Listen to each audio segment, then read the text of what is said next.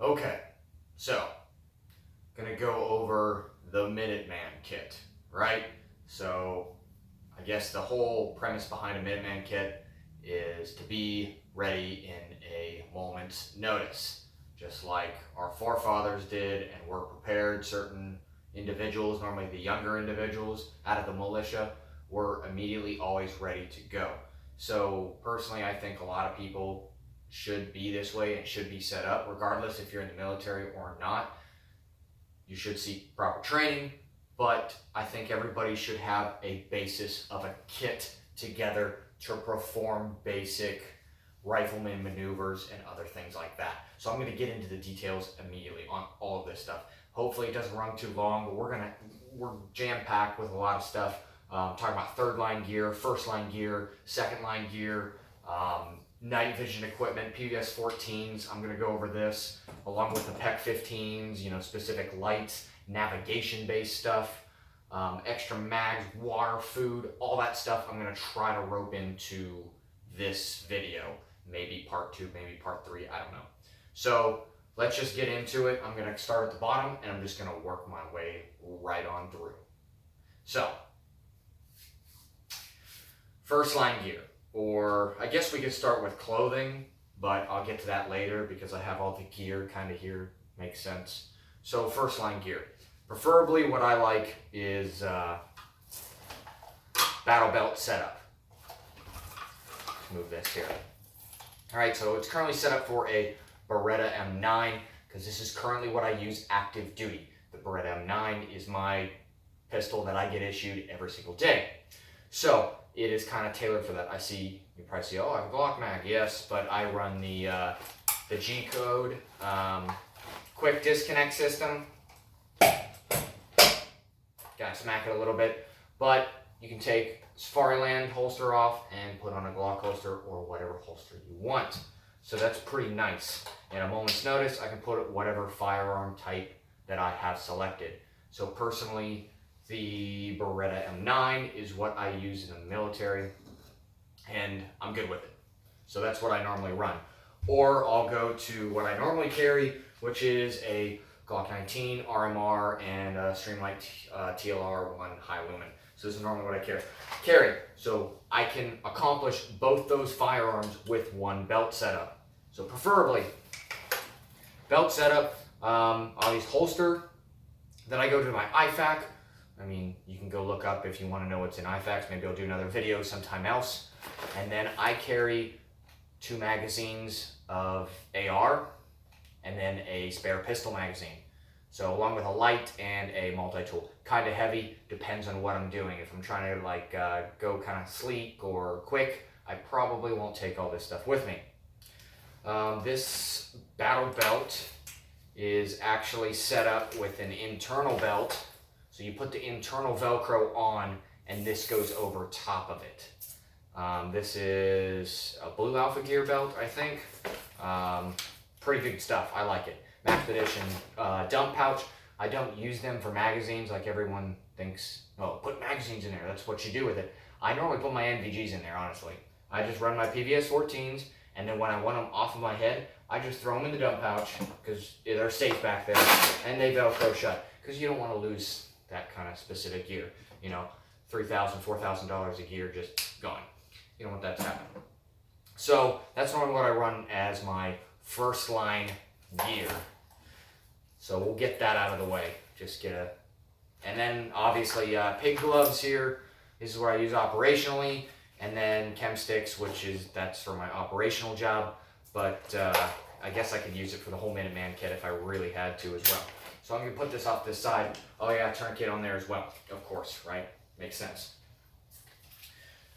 So, first line gear. Let's just start getting things off. So, obviously, Beretta M9, I already talked about that. So, I guess I can go into helmet right here. I'm kind of jumping around a lot. So, this CPG helmet, it is the high cut. And it's running comms with the Peltors, which I prefer, especially if you're shooting indoors. Double up on ear pro, in the ear and then external ear. You won't get too much of a blowout. I'm just running a normal, just GI Rhino mount along with the J-arm, which just clips in and then can swap from eye to eye if you're familiar with night vision, which I'll probably go into more detail about it later. But which S-wind or whatever it's called system back here so you can tighten it up. Helmet works really good for me. I like it quite a bit. I would like a bump helmet rather than a ballistic, because this is a ballistic helmet. So I'm in the process of getting one and reviewing one. Get that off to the side. I guess we'll just go straight to the rifle or pistol. So, right, AR pistol. I mean, these are pretty awesome considering the whole ATF thing on, you know, this little device down here, which is a brace, not a stock. Very nice. So I have it set up with a PEC 15 or at PLC, because it's a civilian version, because they don't trust us with real lasers. But I'm also running a Surefire Scout. I think it's a 600 series. I think, yeah, it's a longer one. And particularly, this one is set up so it has the top, right? So when I'm engaging from my left-hand side, I can actuate the light or the laser. Now, if I would transition to left side, I can also utilize the light and the laser. So no matter what shoulder I'm on, it's on top. It's always in the same spot. It's a training thing. That's what I prefer. Ooh, don't want to drop those night vision. Ooh. But it's in the same exact spot for training issues or for training for that specific reason, so you know where it is at all times. A Trijicon ACOG, that's what I prefer. Majority of the time when you're doing operational things, you're trying to observe and you're trying to, I guess, locate and visualize what you're going after. So it's like 80% is trying to find out and see things, and the other 20% is actually you doing tactics and maneuvering, firing. So I opted for a magnification so I can identify things rather than, you know, shoot, which whole purpose. I used to have a red dot here. Just swapped it out, changing up something new. I might go back to the red dot, who knows. But for right now, I'm liking it, no issues. So this is a BCM build. This is 11.5 upper. Everyone's gonna say, oh, ballistics 11.5 upper. Just look up the ballistics. If you go below 11.5, that's when you start to have issues. But I mean, are you really gonna take shots with 5.56, 62 grain out to 700 meters? I mean, that doesn't make sense. I mean, identify your target, right? Anyways, rant's over. This one's just pretty much a clone build of my rifle that I use active duty because I wanted something to train with. This is an option I can use in my Minuteman Kit. It's all set up the same exact way. On top, I prefer, and you know, I already did a video on the rifle, so we don't really need to go through that one. Cool, so I guess second line gear is what it is. Now, this is specifically my personal setup. I like the Travis Haley, the D3 chest rig. This is the Gen 1, which it has the kind of fat pack, and or not the fat pack, but the bungee up here. I know they kind of did some different iterations and whatnot. I just haven't really progressed yet because I like this, it works. I've used this extensively on a couple deployments, and it's, I mean, you can see how kind of beat up and rubbed up it is, but it's freaking awesome. I love it. So I run with 4 magazines here, and then like on first line gear, 2. So getting into it, I prefer light down here. Now I have this set to IR because I primarily run PVS 14s. That's what I like. It works nighttime. Most people aren't operating at night. I prefer to do that way. So I have IR light, which can also be changed to red or white or blue or something else, but I primarily use the IR so no one else can see. So over here in this pouch, I have Right in the Rain, map of my local area, and compass for navigation, and I have Ranger beads. 2 spare mags of Glock. Over here I have pens for the mat for marking and doing other things like that. I have comms here, a little bit of stuff there, and then a map case to keep, if it completely pours down rain on me, I don't want my maps to get completely soaking wet and useless, because that's a bad time. I also run a Garmin up on my chest, which I have this as a backup. I could probably go smaller and lighter. I haven't progressed money-wise into that just yet. I like running with what I have. This is a Mayflower, forget which one it is, really slick and low profile. So, and it uses the velocity system, so this kit clips right up inside it. So that's primarily all I'm running just on here. Mags and radio pouch on the side, and then zip ties in the back when it goes detaining people. Forgot to mention I have level 4 plates in there as well. The older ceramic ones, they weigh about 8 pounds, so 16 pounds a piece. One 18, 8 pounds, so equals 16. So next would be third line gear. Trying to go real quick through this so you get all the information. They don't make this pack anymore, unfortunately. This is an Ares Armor Combat 11 pack, I think. Now, why I like it and why I kind of gravitated to it back in 2013, I think it was when I got it, is you can carry spare mags up here. Cool, that's a lot of ammo. That's probably what you're saying, right? Like, holy crap, you carry a ton of ammo. Yeah, that's kind of what your job is, you know, to shoot and move and communicate through doing specific tactical maneuvers. So if you run out of ammo, you kind of run out of what you were supposed to be doing, your job. So I could either not take this with me, or maybe if I'm doing light recon or something like that, I don't need to bring this with me, but I prefer to bring this whole setup with me. So up in the front, I have iPro, which at night I would highly recommend clear iPro, because you walk into the woods, even with night vision, freaking sticks and nonsense get stuck in your eye, and it's just not a great time. So clear iPro, you put them on, you roll, you're good. You don't gotta worry about anything. I have a small water filter in here as well. Just screws on to a water bottle so I can get water if needed as a last resort. Zip ties, and then also, or these are the flex cuffs from Safariland. And then, which is probably gonna be hard to see because I have this thing, but I pretty much have an entire IFAK, or a little bit more than such, in here. So not really for my self-use, it's mainly for other people's getting injured or whatnot. If it gets too heavy, I can always take it out or hand it off to somebody else who wants to take the medical equipment. Spare magazines on the side, I don't have anything in there, just like to run it slick. On the side, canteen with the cup. Of course, it's a little heavy, but it works, right? Water bladder, so let's push inside very quickly.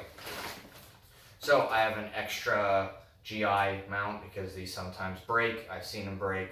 I'll probably, if I really get into it, I'll probably just throw it in a bag and not really use it. Shamag, right, to wrap up around your neck. I carry rain gear in here as well, tops and bottoms for rain, because most people just run the top and then their legs get soaked and then it trickles down into your boots and then you're just soaking wet, and that's just not a good time. I don't like being wet. Small survival kit wrapped up in here, nothing major, just something just in case. Running a Source water bladder. Now these ones don't tend to blow out on me like the Camelbacks do. They will blow out if you really kind of push on them and use them real good. They will blow out over time. And then the pants to these are in there as well. So it's kind of my small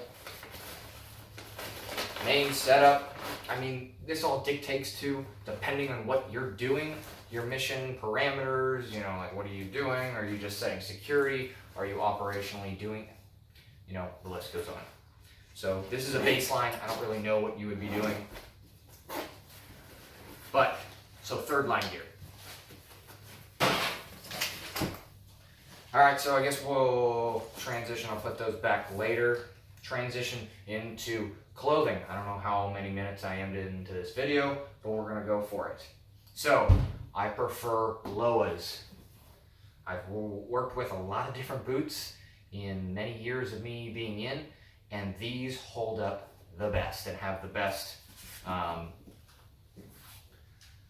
quality, I guess I would say, to them. What I prefer, I mean, other people's shoes or feet are tailored different to everybody, right? So they're gonna like different shoes. So I like these boots. Particularly, I run darn tough socks, right? So these things wear amazingly. Here's the black ones, but if I need some for, you know, to actually fit the regulations, I have green. These are like Omni wool. These are really good too. These are both wool based, and you can wear them for like ever, and they wear like iron. Like you can just leave them in your boots as long as you rotate them, and you'll be set. So these are my boots. I've rocked a lot in them, and they work for me. They're pretty lightweight. They're a little expensive though. I think last time I checked, they're about the $235 range for these boots. Cool. Getting into clothing. So there's two types. So it kind of looks like a mess, right? Because I just have clothing on here. Fleece, but I have two mindsets. So either I'm going to run my military stuff, which looks like multicam, and you really stand out, right? So, oh, obviously he's military. Or you can run more civilian-based stuff. It depends on how geared up you are, you want to go. I mean, this is just giving you some ideas of what I personally run. So I like earth-based tones, of course. Greens, browns, that's what I like. 511s, Tack Light Pros, of course. I mean, who doesn't like these things? They work very well. And then just, you know, a button up top. I would not wear plaid, so don't think that this is what I would wear. No. Nice fleece. Military clothing wise, obviously just issued stuff. Here's that inner belt I was talking about.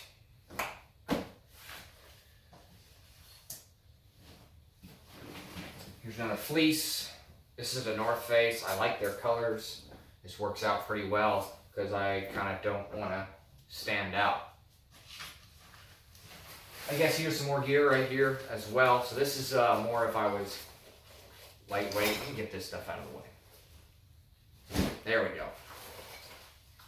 So this is kind of like an old traditional, it's an H harness, but it's kind of like your traditional older 80s type of gear, which I like and they work. If that's all you have, then let it work because it's awesome.